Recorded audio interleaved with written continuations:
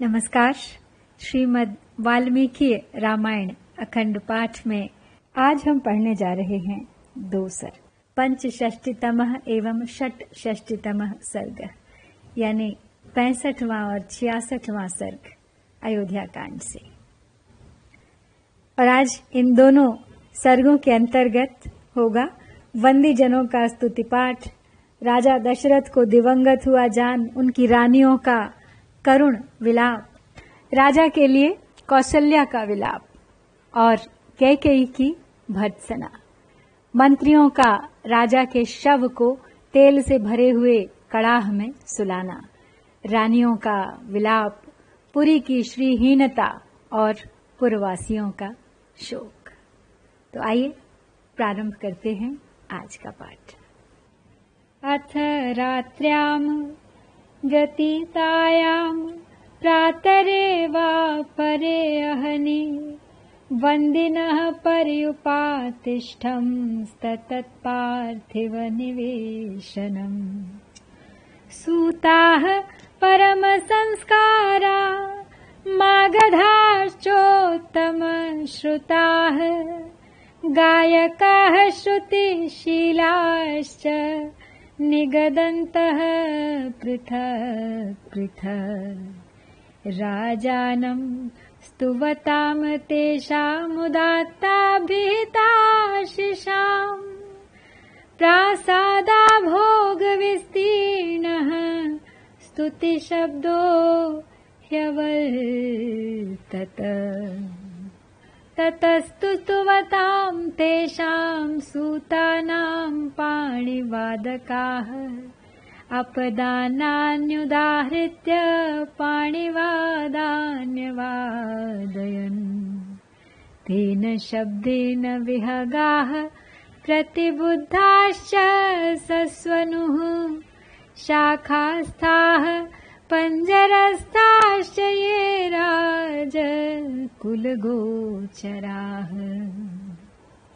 तो अपने प्रिय पुत्र के वनवास से शोकाकुल हुए राजा दशरथ श्रवण कुमार मुनि कुमार के अकस्मात वध का सारा वृत्तांत कौशल्या को सुमित्रा को बताते हुए अत्यंत दुख से पीड़ित हो गए थे। और उसी समय उन उदारदर्शी नरेश ने अपने प्राणों को त्याग दिया। तदनंतर रात बीतने पर दूसरे दिन सवेरे ही वंदीजन महाराज की स्तुति करने के लिए राजमहल में उपस्थित हुए। व्याकरण ज्ञान से संपन्न अथवा उत्तम अलंकारों से विभूषित सूत, उत्तम रूप से वंश परंपरा का श्रवण कराने वाले मागध और संगीत शास्त्र का अनुशीलन करने वाले गायक अपने अपने मार्ग के अनुसार पृथक पृथक यशोगान करते हुए वहां आए। उच्च स्वर से आशीर्वाद देते हुए राजा की स्तुति करने वाले उन सूत मागध आदि का शब्द राजमहलों के भीतरी भाग में फैलकर गूंजने लगा। वे सूत गण स्तुति कर रहे थे। इतने ही में पाणिवादक हाथों से ताल देकर गाने वाले वहां आए और राजाओं के बीते हुए अद्भुत कर्मों का बखान करते हुए ताल गति के अनुसार तालियां बजाने लगे। उस शब्द से वृक्षों की शाखाओं पर बैठे हुए तथा राजकुल में ही विचरने वाले पिंजरे में बंद शुक आदि पक्षी जागकर चहचहाने लगे। व्याहृताः पुण्य शब्दाश्च वीणानां चापि निःस्वना आशीर्गेयं च गाथानां पूरयामास वेश्म तत्। ततः शुचि समाचारा पर्युपस्थानको विदाः स्त्रीवर्षवर भूयिष्ठा उपतस्थुर्यथा पुरा। हरिचन्दन सम्पृक्तमुदकम् काञ्चनैर्घटैः आनिन्युः स्नानशिक्षाज्ञा यथा कालं यथा विधि।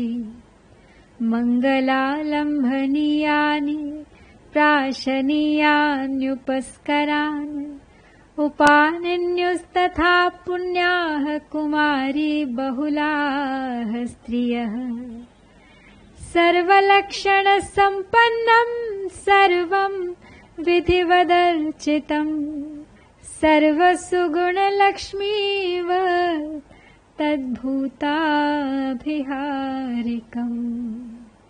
शुक आदि पक्षियों तथा ब्राह्मणों के मुख से निकले हुए पवित्र शब्द, वीणाओं के मधुर नाद तथा गाथाओं के आशीर्वाद युक्त गान से वह सारा भवन गूंज उठा। तदनंतर सदाचारी तथा परिचर्या कुशल सेवक, जिनमें स्त्रियों और खोजों की संख्या अधिक थी, पहले की भांति उस दिन भी राजभवन में उपस्थित हुए। स्नान विधि के ज्ञाता भृत्यजन विधि पूर्वक सोने के घड़ों में चंदन मिश्रित जल लेकर ठीक समय पर आ गईं। पवित्र आचार विचार वाली स्त्रियां, जिनमें कुमारी कन्याओं की संख्या अधिक थी, मंगल के लिए स्पर्श करने योग्य गौ आदि, पीने योग्य गंगा जल आदि तथा अन्य उपकरण, दर्पण, आभूषण और वस्त्र आदि लेकर आ गईं। प्रातःकाल राजाओं के मंगल के लिए जो जो वस्तुएं लाई जाती हैं, उनका नाम अभिहारिक है। वहां लाई गई सारी अभिहारिक सामग्री समस्त शुभ लक्षणों से संपन्न, विधि के अनुसार आदर और प्रशंसा के योग्य, उत्तम गुण से युक्त तथा शोभायमान थी। ततः सूर्योदयं यावत् सर्वं परिसमुत्सुकम् तस्थावनुपसंप्राप्तं किंस्विदित्युपशंकितम्। अथ याः कौसलेन्द्रस्य शयनं प्रत्यन्तराः ता स्त्रियस्तु समागम्य भर्तारं प्रत्यबोधयन्। अथाप्युचितवृत्तास्ता विनयेन नयेन च न ह्यस्य शयनं स्पृष्ट्वा किञ्चिदप्युपलेभिरे।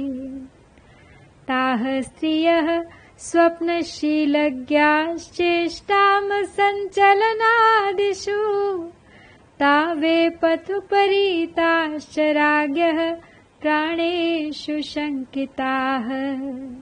प्रतिस्रोत तस्त्रिणाग्राणां सदृशं सञ्चकाशिरे।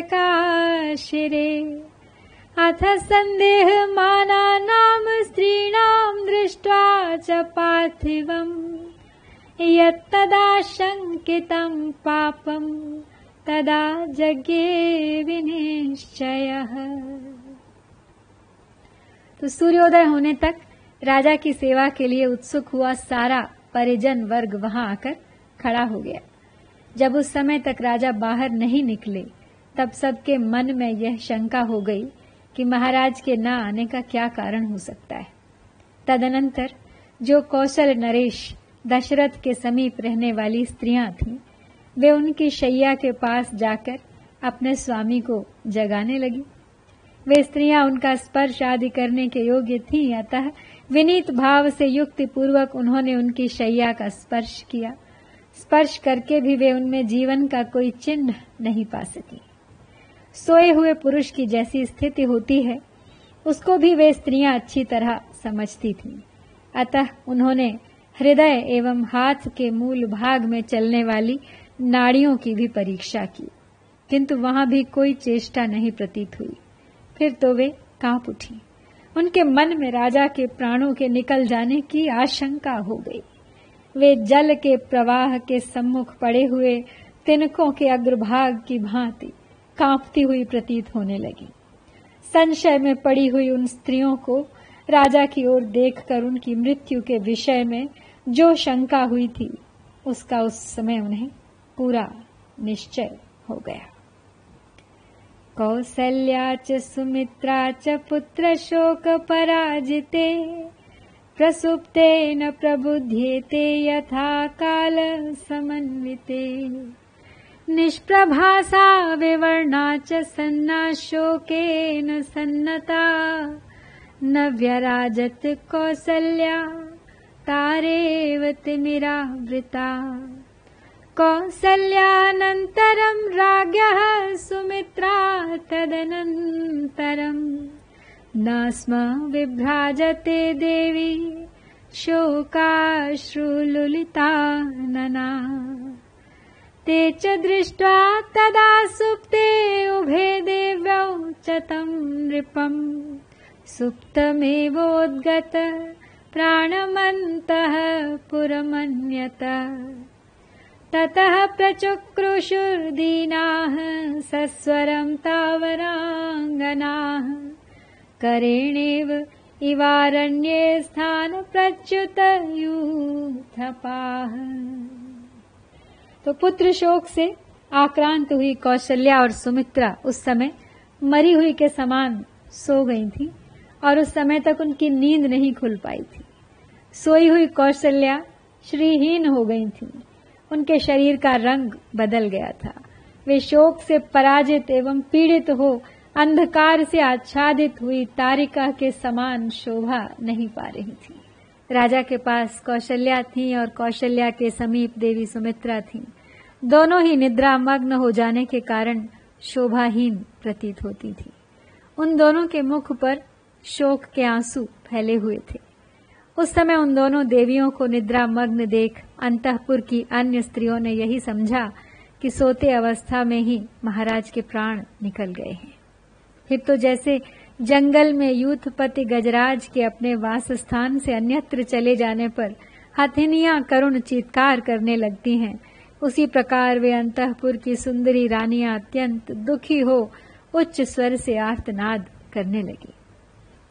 तासामाक्रंद शब्देन सहसोद्गत चेतने कौसल्या च सुमित्रा च त्यक्त निद्रे बभूवतुः कौसल्या च सुमित्रा च दृष्ट्वा स्पृष्ट्वा च पार्थिवम् हा नाथेति परिकृष्य पेतुर्धरणी तले सा कौसलेन्द्र दुहिता चेष्टमाना महीतले न भ्राजते रजो ध्वस्ता तारेव गगनच्युता नृपे शांत गुणे जाते कौसल्यां पतितां भुवि अपश्यंस्ताः स्त्रियः सर्वा हतां नागवधूमिव ततः सर्वा नरेन्द्रस्य कैकेयी प्रमुखाः स्त्रियः रुदन्त्यः शोकसन्तप्ता निपेतुर्गतचेतनाः। उनके रोने की आवाज से कौशल्या और सुमित्रा की भी नींद टूट गई और वे दोनों सहसा जाग उठी। कौशल्या और सुमित्रा ने राजा को देखा, उनके शरीर का स्पर्श किया और हा नाथ की पुकार मचाती हुई वे दोनों रानियां पृथ्वी पर गिर पड़ी। कौशल राजकुमारी कौशल्या धरती पर लौटने और छटपटाने लगी। उनका धूल धूसरित शरीर शोभाहीन दिखाई देने लगा, मानो आकाश से टूटकर गिरी हुई कोई तारिका धूल में लौट रही हो। राजा दशरथ के शरीर की उष्णता शांत हो गई थी। इस प्रकार उनका जीवन शांत हो जाने पर भूमि पर अचेत पड़ी हुई कौशल्या को अंतःपुर की उन सारी स्त्रियों ने मरी हुई नागिन के समान देखा। तदनंतर पीछे आई हुई महाराज की कैकेयी आदि रानियां शोक से संतप्त होकर रोने लगी और अचेत होकर गिर पड़ी। ताभिः स बलवान्नादः क्रोशन्तीभिरनुद्रुतः येन स्फीतीकृतो भूयस्तद्गृहं समनादयत् तत्परित्रस्तसम्भ्रान्तपर्युत्सुकजनाकुलम् सर्वतस्तु मूलाक्रन्दं परितापार्तबान्धवम् सद्यो निपतितानन्दम् दीनं विक्लवदर्शनम् बभूव नरदेवस्य सद्मदिष्टान्तमीयुषः अतीतमाज्ञाय तु पार्थिवर्षभम् यशस्विनं तं परिवार्य पत्न्यः भृशं रुदन्त्यः करुणं सुदुःखिताः प्रगृह्य बाहु व्यलपन्न नाथव। तो उन क्रंदन करती हुई रानियों ने वहां पहले से होने वाले प्रबल आर्तनाद को और भी बढ़ा दिया।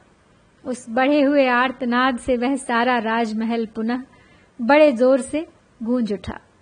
काल धर्म को प्राप्त हुए राजा दशरथ का वह भवन डरे घबराए और अत्यंत उत्सुक हुए मनुष्यों से भर गया। सब ओर रोने चिल्लाने का भयंकर शब्द होने लगा। वहां राजा के सभी बंधु बांधव शोक संताप से पीड़ित होकर जुट गए। वह सारा भवन तत्काल आनंद शून्य हो दीन दुखी एवं व्याकुल दिखाई देने लगा। उन यशस्वी भूपाल शिरोमणि को दिवंगत हुआ जान उनकी सारी पत्नियां उन्हें चारों ओर से घेर कर अत्यंत दुखी हो जोर जोर से रोने लगी और उनकी दोनों बाहें पकड़कर अनाथ की भांति करुण विलाप करने लगी। यहाँ पर हम 65वां सर्ग पूरा करके अब बढ़ते हैं आगे 66वें सर्ग की ओर।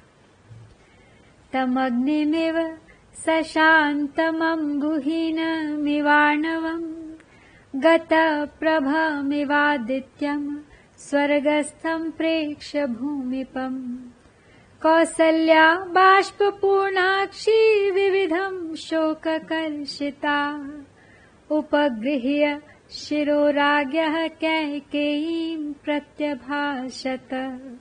सकामा भव कैकेयी भुङ्गक्ष्व राज्यमकण्टकम् त्यक्त्वा राजानमेकाग्रान् नृशंसे दुष्टचारिणी।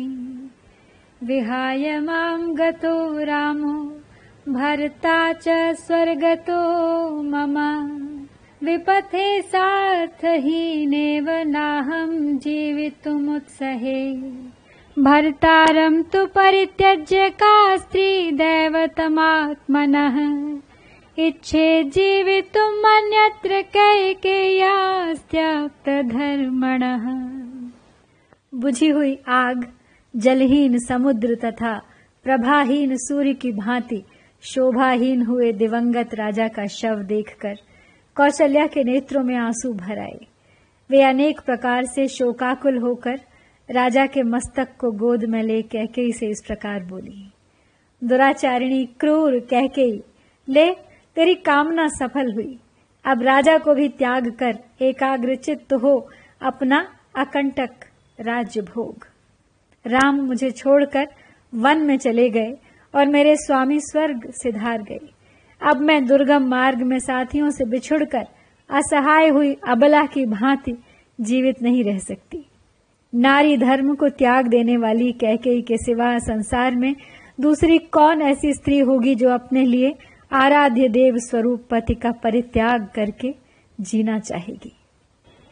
न लुब्धो बुध्यते दोषान् किंकाकमिव भक्षयन् कुब्जा निमित्तं कैकेय्या राघवाणां कुलं हतम्। अनियोगे नियुक्तेन राज्ञा रामं विवासितं सभार्यं जनकः श्रुत्वा परितप्स्यत्यहं यथा। स मामनाथां विधवां नाद्य जानाति धार्मिकः रामः कमलपत्राक्षो जीवन्नाशमितो गतः। विदेह राजस्य सुता तथा चारु तपस्विनी दुःखस्यानुचिता दुःखं वने पर्युद्विजिष्यति। नदतां भीमघोषाणां निशासु मृगपक्षिणां निशम्यमाना संत्रस्ता राघवं संश्रयिष्यति। जैसे कोई धन का लोभी दूसरों को विष खिला देता है और उससे होने वाले हत्या के दोषों पर ध्यान नहीं देता, उसी प्रकार इस कैकेयी ने कुब्जा के कारण रघुवंशियों के इस कुल का नाश कर डाला। कैकेयी ने महाराज को अयोग्य कार्य में लगाकर उनके द्वारा पत्नी सहित श्री राम को वनवास दिलवा दिया। यह समाचार जब राजा जनक सुनेंगे तब मेरे ही समान उनको भी बड़ा कष्ट होगा। मैं अनाथ और विधवा हो गई, यह बात मेरे धर्मात्मा पुत्र कमल नयन श्री राम को नहीं मालूम है, वे तो यहाँ से जीते जी अदृश्य हो गए हैं। पति सेवा स्वरूप मनोहर तप करने वाली विदेह राजकुमारी सीता दुख भोगने के योग्य नहीं है। वह वन में दुख का अनुभव करके उद्विग्न हो उठेगी। रात के समय भयानक शब्द करने वाले पशु पक्षियों की बोली सुनकर भयभीत हो सीता श्री राम की ही शरण लेगी, उन्हीं की गोद में जाकर छिपेगी। वृद्धश्चैवाल्पपुत्रश्च वैदेही मनुचिन्तयन् सोऽपि शोक समाविष्टो नूनं त्यक्ष्यति जीवितम्। साहमद्यैव दृष्टान्तम् गमिष्यामि पतिव्रता इदं शरीरमालिङ्ग्य प्रवेक्ष्यामि हुताशनम्। तां ततः सम्परिष्वज्य विलपन्तीं तपस्विनीं व्यपनिन्युः सुदुःखार्तां कौसल्यां व्यावहारिकाः। तैलद्रोण्यां तदा मात्याः संवेश्य जगति पतिम् राज्ञः सर्वाण्यथादिष्टाश्चक्रुः कर्माण्यनन्तरम्। न तु संकालनं राज्ञो विना पुत्रेण मन्त्रिणः सर्वज्ञाः कर्तुमीशुस्ते ततो रक्षन्ति भूमिपम्।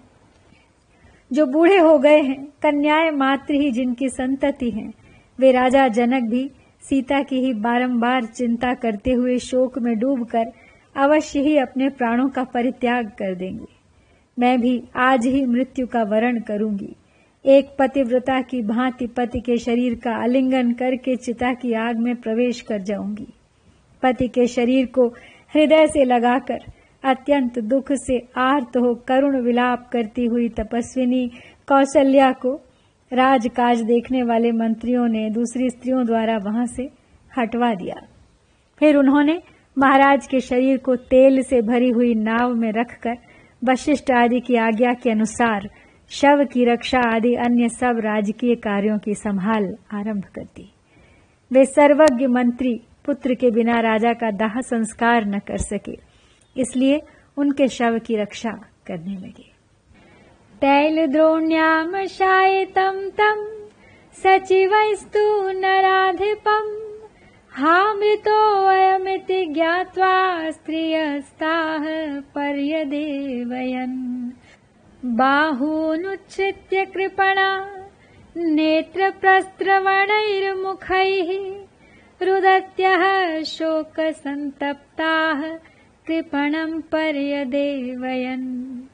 हा महाराज रामेण सततं प्रियवादिना विहीनाः सत्यसन्धेन किमर्थं विजहासिनः। कैकेय्या दुष्टभावाया राघवेण विवर्जिताः कथं सपत्न्या वत्स्यामः समीपे विधवा वयम्। स हि नाथः चास्माकं तव च प्रभुरात्मवान् वनं रामो गतः श्रीमान् विहाय नृपति श्रियम्। जब मंत्रियों ने राजा के शव को तैल की नाव में सुलाया, तब यह जानकर सारी रानियां हाय ये महाराज परलोकवासी हो गए ऐसा कहती हुई पुनः विलाप करने लगी। उनके मुख पर नेत्रों से आंसुओं के झरने झर रहे थे। वे अपनी भुजाओं को ऊपर उठाकर दीन भाव से रोने और शोक संतप्त हो दयनीय विलाप करने लगी। वे बोली, हाँ महाराज, हम सत्य प्रतिज्ञ एवं सदा प्रिय बोलने वाले अपने पुत्र श्री राम से तो बिछुड़ी ही थीं। अब आप भी क्यों हमारा परित्याग कर रहे हैं? श्री राम से बिछुड़कर हम सब विधवाएं इस दुष्ट विचार वाली सौत कैकेयी के समीप कैसे रहेंगी? जो हमारे और आपके भी रक्षक प्रभु थे, वे मनस्वी श्री रामचंद्र राजलक्ष्मी को छोड़कर वन चले गए। त्वया तेन च वीरेण विना व्यसन मोहिताः कथं वयं निवत्स्यामः कैकेय्या च विदूषिताः। यया च राजा रामश्च लक्ष्मणश्च महाबलः सीतया सह संत्यक्ताः साकमन्यं न हास्यति।